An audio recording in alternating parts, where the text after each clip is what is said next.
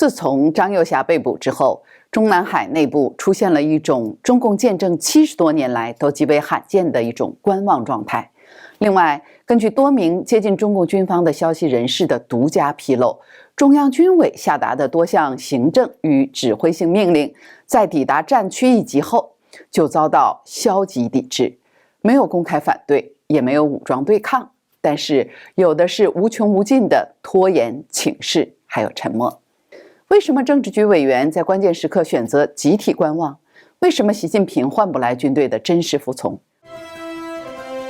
我是唐韵，欢迎您来到大时局。在今天呢，我们就谈谈张幼霞案背后这场正在迅速向中共权力核心回流的管制危机。因为我们的独家爆料节目会不定时的更新，所以请朋友们一定订阅我们的频道，打开小铃铛，才能及时的收到节目的通知。就在这几天，一位熟悉中共内权力结构的知情人士程凯向我们透露了一个关键细节。他说，问题在于习近平终于不得不面对一个现实，习近平军委主席这个职务的实际权力远不如一步步在军中历练、被部队认可的副主席张幼霞。我们看到官媒连日来疯狂地刊载习近平参加军事活动，反复强调听党指挥，甚至习近平本人亲自向军官颁授上将军衔。这在外界看来似乎显示他的权力稳固，但在军内人士眼中，这些都只是政治仪式。因为在军队这个特殊的封闭系统里，真正的权威呢，不是靠红头文件建立的，而是靠血缘。这不是指亲缘上的血缘，而是指战场上的那种血缘。根据程凯说，过去张幼霞发出指令，各大战区的反应是执行的，而现在呢，来自习近平本人的命令却在军中层层遇冷，这就是所谓的技术性消极执行。当军委的指令下达到战区，基层将领不说我不执行，而是说我要请示领导，这个程序是否合规，目前装备维护中，是否可以推迟，需要进一步解读中央精神。这种做法在官僚体系中叫做软钉子，但在军队指挥链条中，这就是致命的阻断。为什么会出现这个情况呢？程凯说，在军队里，将军才是军人的偶像，而不是党务出身，主要依靠政治任命进入军队体系的最高领导人。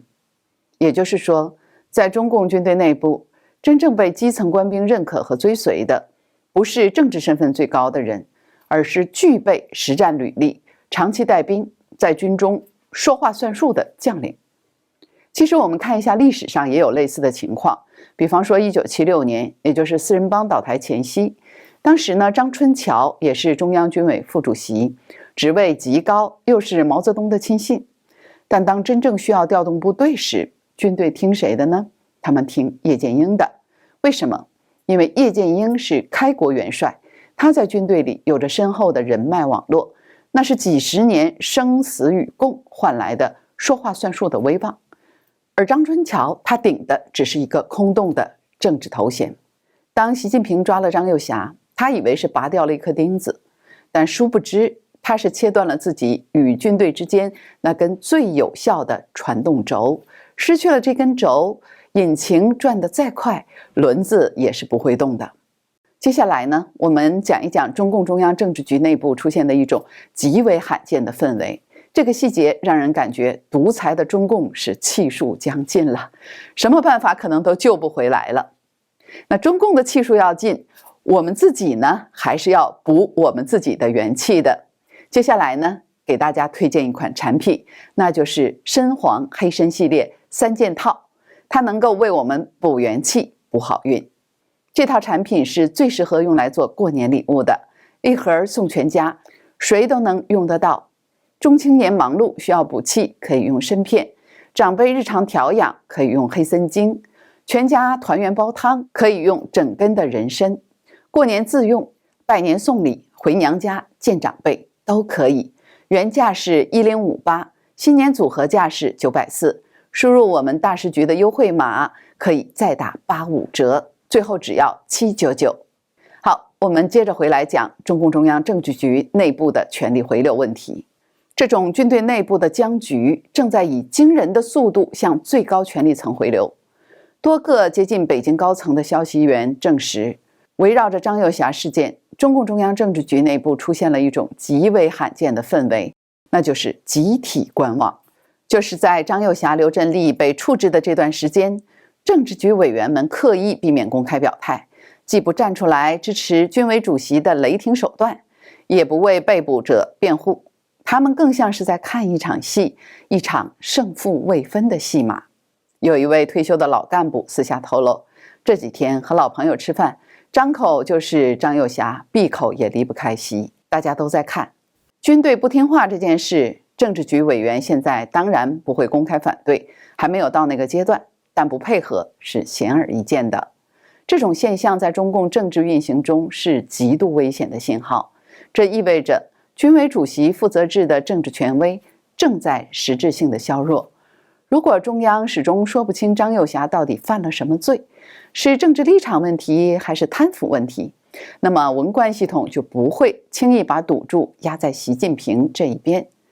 指控悬在半空，军委主席的指挥权就不再像命令，更像是在请求配合。有一位长期关注中共权力运作的学者对我们说，这不是结束，这仅是一个开端。张又侠事件暴露的是中共长期以政治忠诚压倒专业能力所累积的结构性危机。当军权从一种自然运转的权威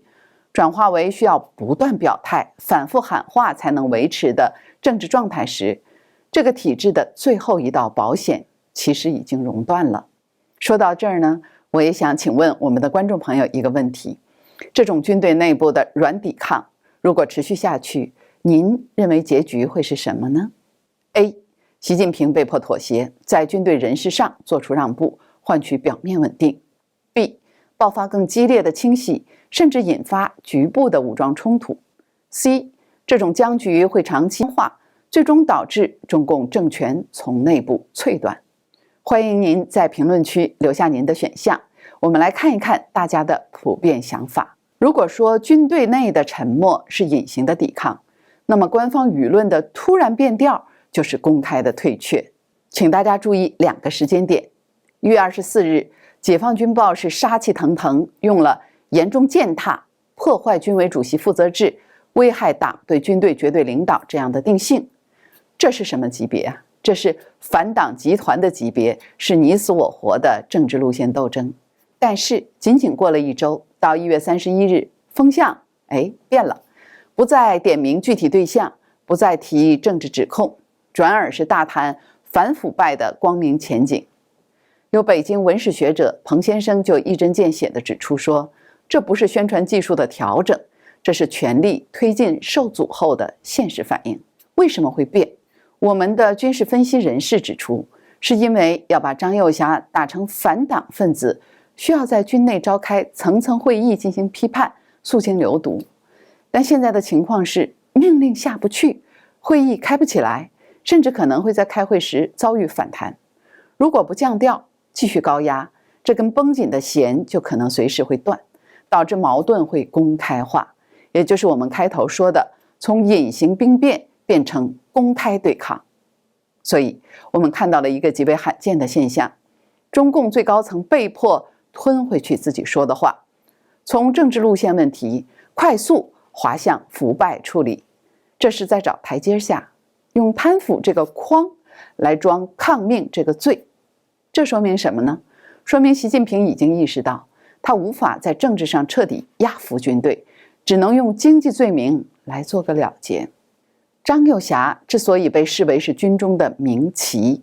不仅是因为他的职务，更因为他代表了中共军队最后一点实战逻辑。当这样的人被清洗，军队体系在现实层面只有2种走向：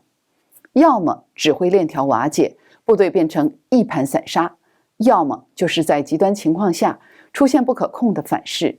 在解放军报最新的评论员文章中，出现了一个非常有意思的词“要”。文章说，全军官兵要坚定拥护党中央的决定。在中共的政治语言里，缺什么他就会喊什么，反复的强调要拥护，恰恰说明现在是不拥护。